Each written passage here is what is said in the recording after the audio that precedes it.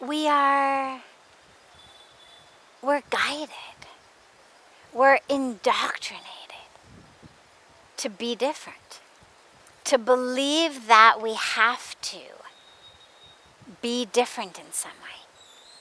And therefore, if I feel like I'm meeting someone, I'm dating, I want this person to like me, and of course it's not only dating, it's in friends' circle, it's everywhere.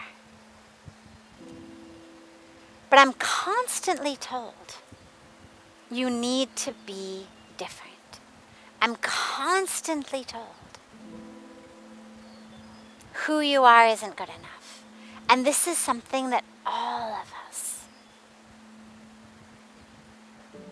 have taken in on some level, at some point in our lives. And so we go through our lives doing drama. We do drama when we date, we do drama on the first day at school, we do drama at the beginning of a new job. And a lot of people keep doing it throughout all of school, throughout all of their career, throughout all of their social life. And this is a tragedy. And as the question asked, why don't we just be real from the beginning? Well, yeah, God, that would be really refreshing. It would be really refreshing for everyone because, of course, we all know the dance. And so if someone is being a certain way on the first date, you know, they're doing the first date dance. So everybody is constantly dancing in this drama, wondering, oh my God, what if they knew the real me, they wouldn't like me. But simultaneously wondering, I wonder what he's really like. I wonder what she's really like. Because they know, just like I'm doing a drama, so is the other one doing a drama. But in order for the dance to stop, we have to all agree that we're going to stop it. And this is where the courage to be real, to be true, to live in our light is so important. To be able to stand up and not worry about what people are going to say. Or, if you worry, fine, but to do it anyway. To be honest, okay, here I am. Yes, I'm worried about what everybody's going to say, but I'm not going to let that stop me. And slowly, slowly, slowly, the worry dissipates because you realize that in your honesty, in your openness, in your vulnerability,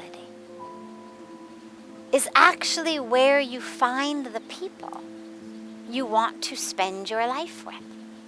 Whether on a romantic level, on a friendship level, on a community level. Because no one wants to be with people who are putting on a show. It's very tiring. It's very tiring to always wonder, sach kya hai? What's real? But it's also very tiring to always be having to put on a show. And so we would be doing each other such a service, to be honest. But what that means is that all of us together have to create a safe space for each of us to be real, to be true. And what that means is no gossiping. Because one of the worst things in the world, which everyone who's been at school, anywhere in the world knows, is you have a situation where you're in a group, 3 people, 4 people, 5 people, whatever it is, more than 2. The first person who stands up and walks away from that group, what does everyone else do? They start talking about the person who just stood up and left. Now, that may seem harmless, but it's violence. It's violence because no one in that group then can be honest, can be open, can be vulnerable because they know, जैसे मैं यहाँ से उठ के चले जाऊंगी, they're going to gossip about me. The minute I leave from here, no one wants to leave first.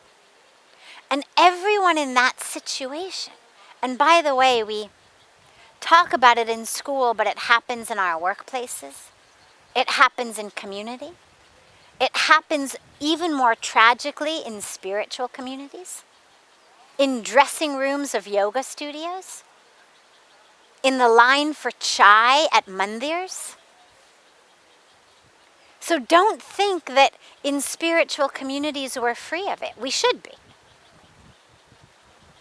Tragically, we're not. But this is where all of us need to stop agreeing to be part of the violence. We need to stop being the one or being part of those who will gossip, who will badmouth, who will put on a show. Let us all agree. Or at least let some of us agree. If you don't want to agree, all right. But at least let a whole bunch of us come together and create safe spaces. No drama. We're going to be honest about ourselves. And then you have certain rules, like no gossiping. Everyone should feel free to be the first person to walk away from a group knowing they are not going to talk about me, that this is a gossip-free zone. Our homes should be gossip-free zones. Our schools should be gossip-free zones. Our workplaces should be gossip-free zones. And for God's sakes, our spiritual places should be gossip-free zones. And so as we have more and more spaces to be true to who we are, then you take a situation like a first date that is inherently stressful, inherently that which makes us look in the mirror 100 times between our room and the front door. Then you have that confidence to walk out on a first date and to be free. But that's a hard place to start. If everywhere else in your world you know people are gossiping about me, people are judging me, people are criticizing me, I can't be who I am. A first date is a really hard place to start.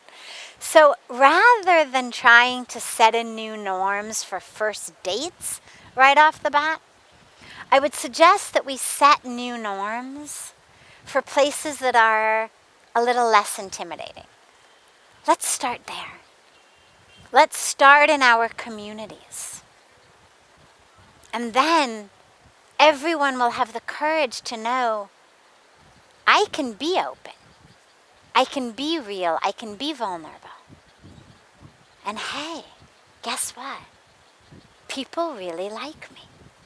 Guess what? People love me. Guess what? Who I am is wonderful. Even with my vulnerabilities, even with my difficulties, even being honest. In fact, they love me more when I'm honest. And then we develop the courage to be honest on a first date.